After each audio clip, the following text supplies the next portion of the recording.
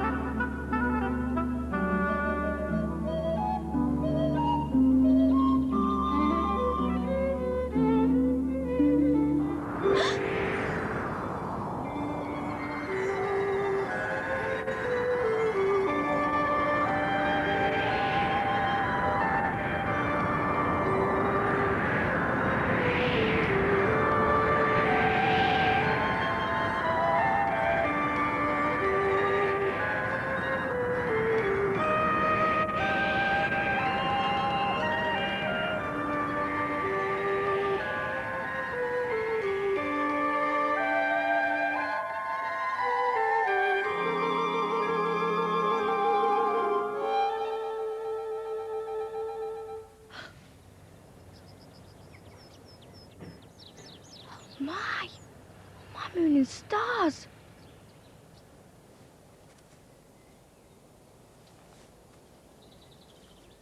Polly wondered what it all meant.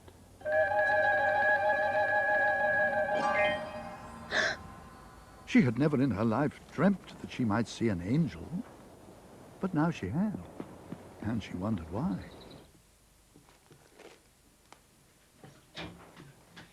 Mum, Dad, I saw an angel in the field just this minute ago. You what? An angel, Mum. Just saw one in the field, all white and flaming. Oh, it was beautiful. Oh, come on, Polly, you know you never did. I did.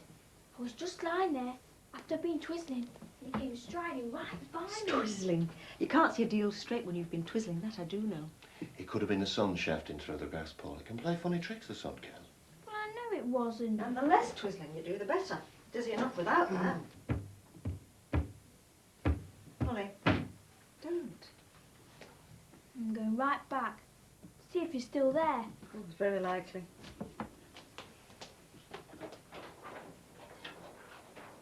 Polly! Don't! You're always Polly doubting her. Let her have her angel. Oh, you Tom Flint. Bad as she is, you are. That's where she gets it from, I dare say. Not from my side of the family, that I do know. You'll be saying next, did you believe in her blessed angel? Well, I do believe she believes she saw it. Well, there you are, then. Amazed as quick as a pear on you. I'll go after her. Do is stretching my legs.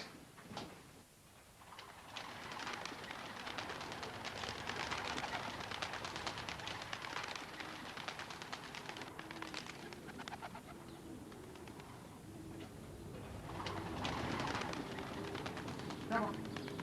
Come on. Come on. Come on. Come on.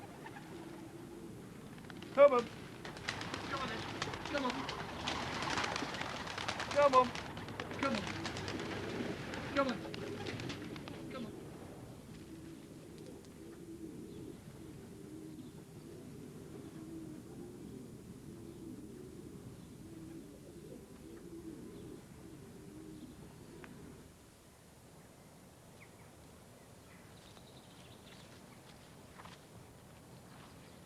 About here it was.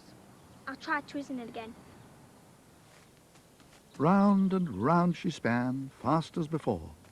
But all she saw was a blur of green and gold. And again she twirled, and then felt dizzy.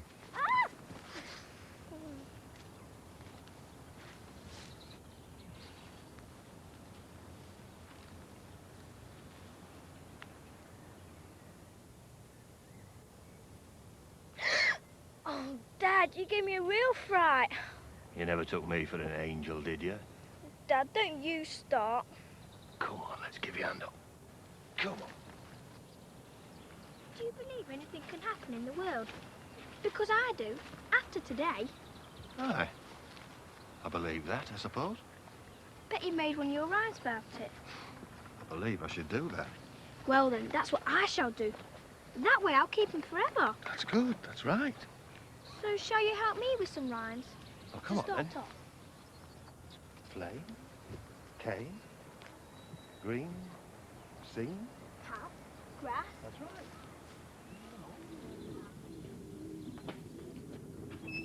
Dad! Dad! Dad! Dad! Dad, I've done it!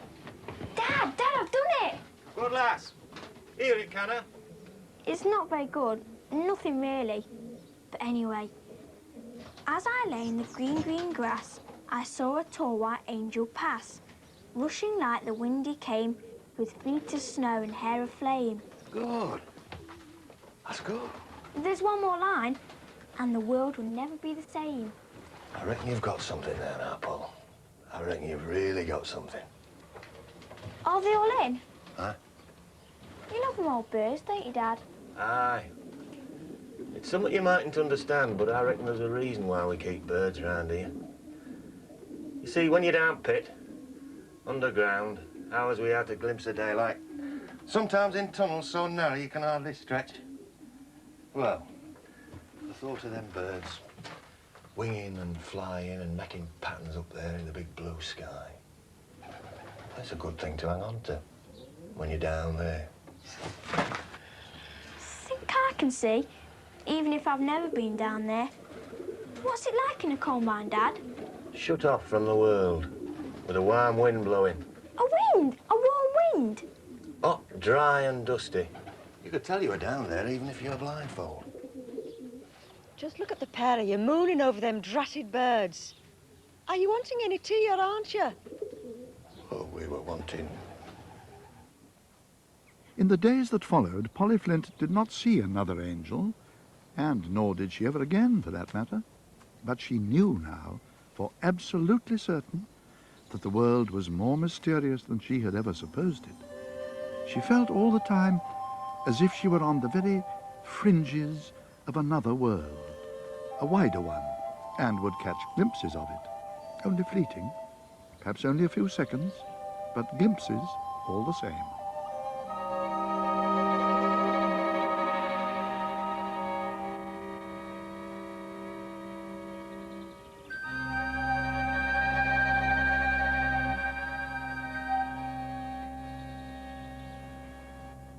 Ain't been twizzling this time. Picking flowers ain't like twizzling. Can make you dizzy though, in a way. I'm sick of it anyhow. Not a word of this did she say to Alice and Tom. And then something happened that was to change their whole lives. It was a day in April, a day of daffodil sun and the first calls of cuckoos. And never a day you would expect to end in such terrible darkness. Mum, Dad, just heard the first cuckoo. You spend much more time mooning in them fields, you'll end up cuckoo. Get and fetch milk in, there's a good girl. Fishing weather. Perfect. Perfect. Oh, Dad, can I come, can I? Can you what? Can you what, Polly Flint? Morning don't make much difference. Depends on who you are. You're going to school, my girl, and you're going to like it. Polly, don't.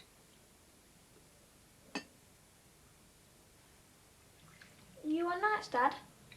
Afternoons. Might as well say good night to me now then. You'll be gone when I get back from school. Well then. Good night, Polly. Good night, Dad. Oh, I've heard it all. Good night at breakfast.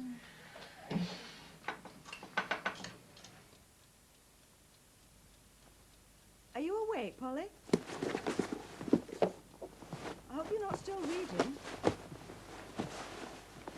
I do believe I forgot to say good night at breakfast, so I thought I'd best come up and say it now. I don't like it when Dad's on afternoons and nights. I don't like to think of him down there in the dark. Goose, it makes no difference day or night down there. It seems different. To me it does. Well, turn your light out now. Here, have you had biscuits up here again? I've told you before, Polly. Don't. Sorry. I'll try and remember. Night then, Mum. And I love. Sleep tight.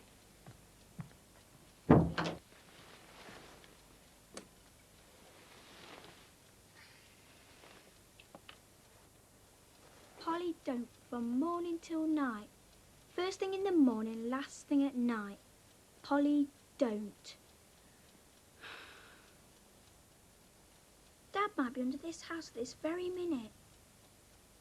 How did he say it was? Shut off from the world with a warm wind blowing. Queer. Cold I should have thought it'd be.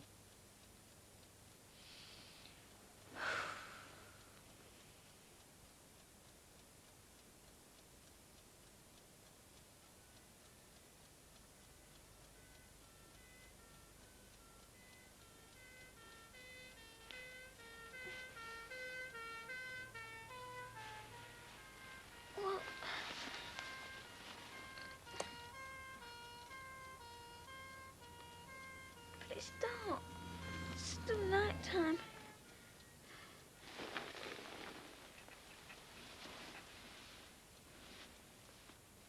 Siren. Did I hear a siren?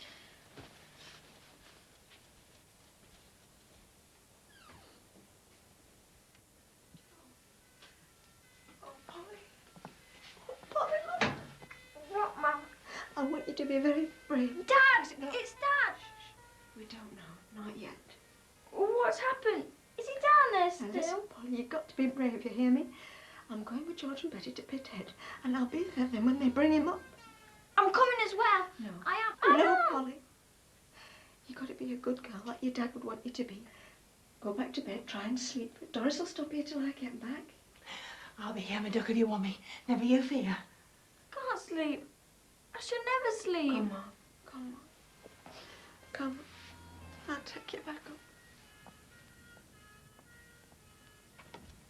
Come on now, into bed. That's a good girl. Oh, Mum.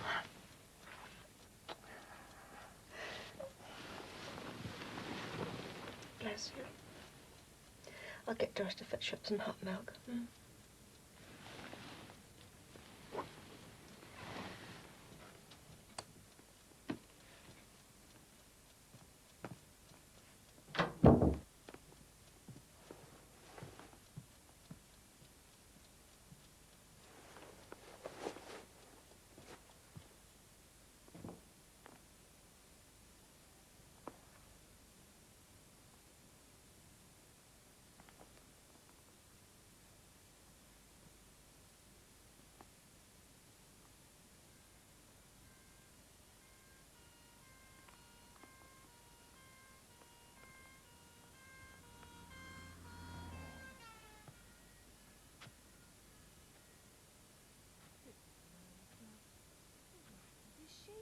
I must go to. I must.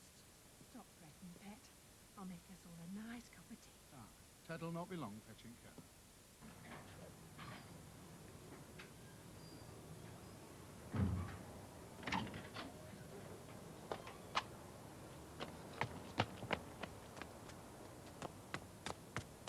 Then began the long run through the night, through the streets to the pit head. The pavements were empty, the windows of the houses blank, but that meant nothing to Polly Flint.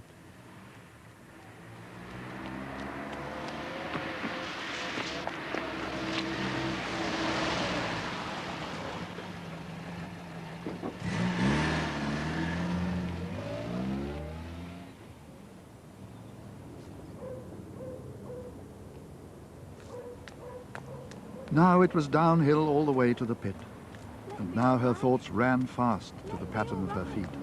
Let him not be dead. Let him not be dead.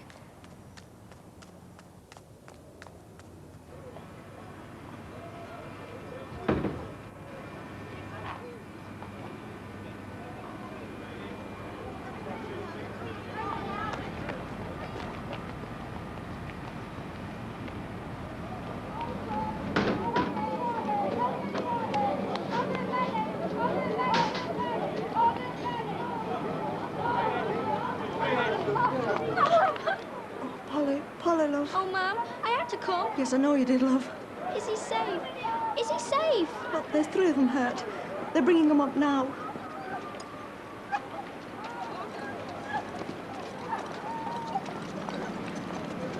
Tom! Tom! It's me, love. You're not here, you love. The doctor's injected him, you see. Oh. Come on, lads, quickly. Is he now, Pat? It's his legs.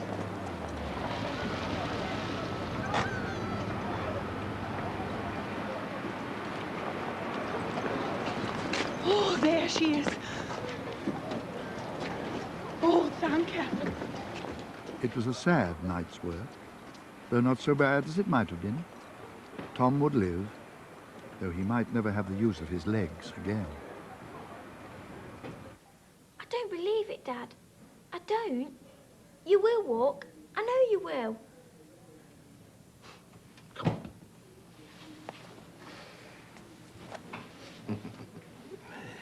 Never you fear.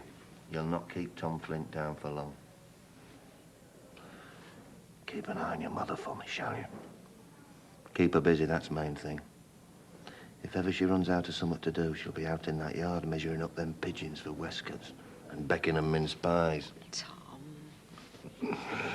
Oh, and you know there's something else I shall have to rely on you for, don't you? Your pigeons. Of course, Dad. I'll look after them. There's a good lass. And so she did, and the familiar sight of them tumbling out of the sky and the sheer comfortableness of them as they blinked and purred somehow made the world as it should be again for Polly, and she spent hours talking to them. My Dad's going to get well, you know. He'll soon be back to throw you a corn. You never fear. You'll not catch my Dad spending all his life flat on his back. Polly! You out there? Here, Mum. Come along then, will you? We've got a bus to catch. Come in. We near missed the bus. She spends more time talking to them birds than she does to me. There's some would take offence. Yes, but I was thinking about what you said. About how good it was to think of the birds flying and swooping while you were cooped up down there in the mine. Aye, I remember that. Well, listen. You could fly as well.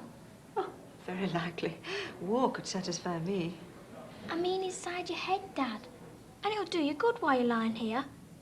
And you could fly anywhere you want to. That's right, Paul. I can, and so I do. You know, there are sometimes I don't understand a word either of you say. I wonder if I belong in this family. You belong. The likes of Polly and I need the likes of you to keep us right end up. I haven't done a great deal to keep your right ends up, have I? Now, Alice, love, that's daft. That's plain daft, and you know it. Well, are we going to tell her what we've decided then? What? Tell me what? We're going to move, Polly, love. Move? Move house? Oh, no, not exactly, but we're going to go and stop with your Aunt Em at Wellow. But you don't like Aunt Em. Oh, Polly. That'll mean they'll let me out of here. And I'll need some help. That's where Aunt Em comes in.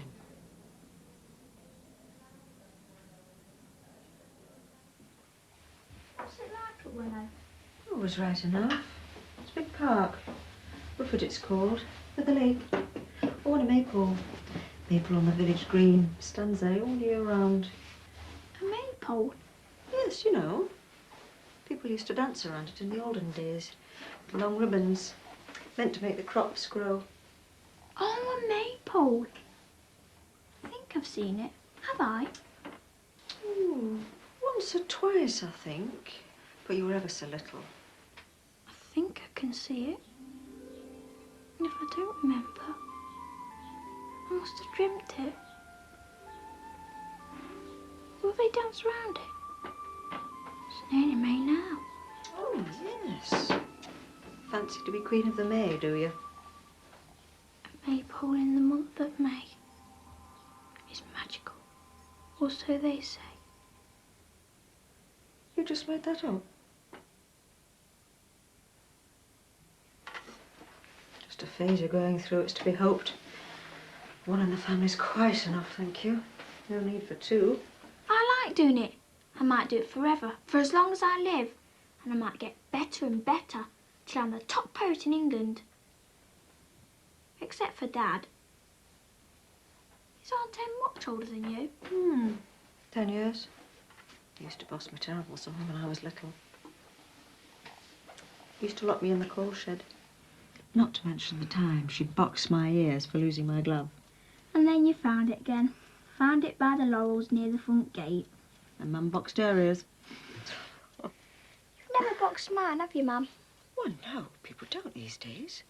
Had your bottom smacked, though, plenty of times. Come on now. Lie straight.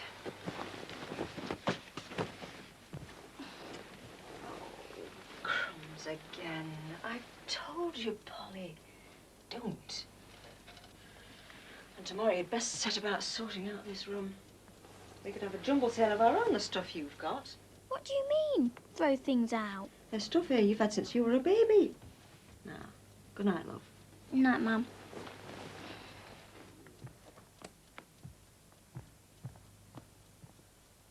It's you she means. You old fox. And you one-eyed Lucy. And you giraffe. Don't want to go to Hello. Or Hateful Aunt Em. Don't want to. And so she sobbed a little for the old faces and the old places, for everything she would leave behind and never see again. The willow by the river, where she and Tom would fish hour upon hour. The hill, where she had seen the angel. And the backyard, with its criss-crossing pigeons and their lovely day-long purr. Goodbye, pigeons. Next door will feed you now. But it's for Dad's sake. And that maypole. What was that rhyme? A maypole in the month of May is magical, or so they say.